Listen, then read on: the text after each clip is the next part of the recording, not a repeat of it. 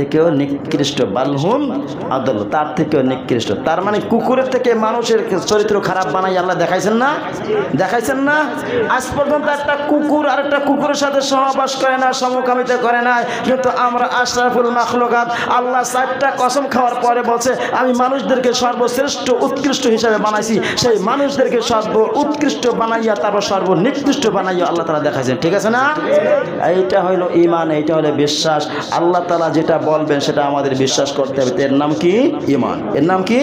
ঈমান। সম্মানিত দিনী মুসলমান ভাইরা, যেই বিষয় নিয়ে আলোচনা করতেছি, আসলে আপনারা যদি আগে বাগে না আসেন, শেষ সময় আসলে কিছুই পাবেন না। শেষ সময় আসার পরে একটাই মুখ থেকে বাক্য হবে, হুজুর কি বলছে কিছুই বুঝি নাই। ঠিক না?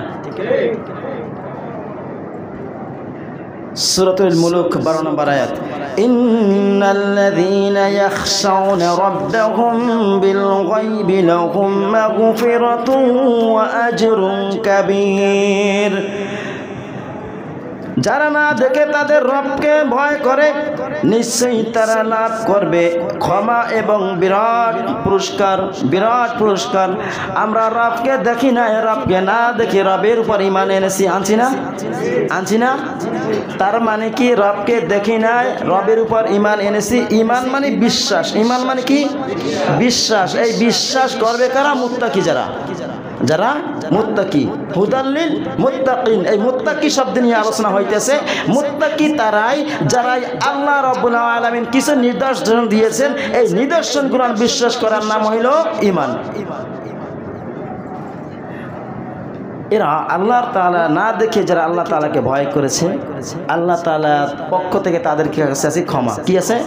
আমরা যত অন্যায় কাজ করেছি আল্লাহ তাআলার কাছে ক্ষমা চাইলে, বিশ্বাস করলে, ঈমান রাখলে আল্লাহ ক্ষমা করবেন না?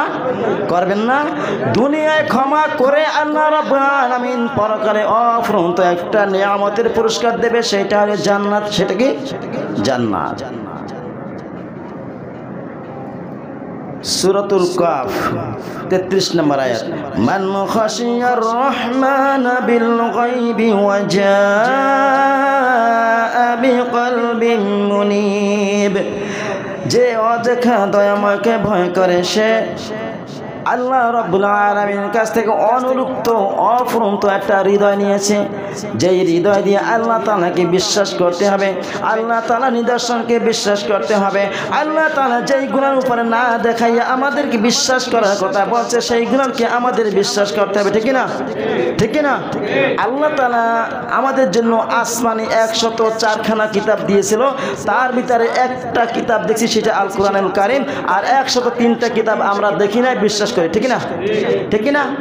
বিশ্বাস করি না? যদি বিশ্বাস না করি তাহলে আপনি আমি মুমিন হতে পারলাম না, আপনি আমি মুসলমান বলে দাবি করতে পারবো না। ঠিক না? এই জন্য কোরআন দেখেছি, কোরআন যেমন সত্য, পূর্বেদের নবীদের উপর যে কিতাব নাজিল করেছে সেটাও সত্য। ঠিক না? ইন্নামা ইয়াখশাল্লাহু মিন ইবাদিহিল উলামা। আর এইগুলো সব থেকে বেশি বিশ্বাস করবে যারা জ্ঞানবান, যারা জ্ঞানবান। যত জ্ঞান বেশি থাকবে ততই আপনি জ্ঞানমূলক কথা শুনলে আপনার অন্তরে বিশ্বাস হবে। ঠিক না? যদি আপনার জ্ঞান না থাকে, যদি নতুন নতুন তথ্য শোনেন, তাহলে আপনি মনে করবেন এগুলো কি, কখনো তো শুনি নাই। হয় না এরকমের? এই জন্য আমি বলে দিয়েছিলাম যে 5টা আয়াত যদি মানে একটু শিখে আসি তাহলে আমরা কিছুটা শিখতে পারবো ইনশাআল্লাহ। তাহলে আজকে আমরা আলোচনা করতেছি সূরা বাকারা 3 নম্বর আয়াত, আল্লাযিনা ইউমিনুনা। এতটুকু আজকে আলোচনা। আগামী জুমায় বিল গায়ব, অদৃশ্যের বিষয়। বিল গায়ব, গায়ব বলতে কি বুঝাইছে এই বিষয় নিয়ে আলোচনা করব। তারপরের জুমায় ওয়াকিমুনাস সালাহ, এবং সালাত কায়েম করা। সালাত কায়েম করতে কি বোঝায় এইটা যে পরের জুমা। এরপরে ইনশাআল্লাহ ধারাবাহিকভাবে আলোচনা করা শুরু করব ইনশাআল্লাহ। এখন দেখেন এক বাক্যে ঈমান কাকে বলে, এক বাক্যে ঈমান কাকে বলে। আল্লাহ রাব্বুল আলামিন 2 নম্বর সূরা, সূরাতুল বাকারা 285 নম্বর আয়াত, 285 নম্বর আয়াত আল্লাহ তাআলা সুন্দরভাবে বলে দিয়েছেন, আমানার রাসূল, আমানার রাসূল বিমা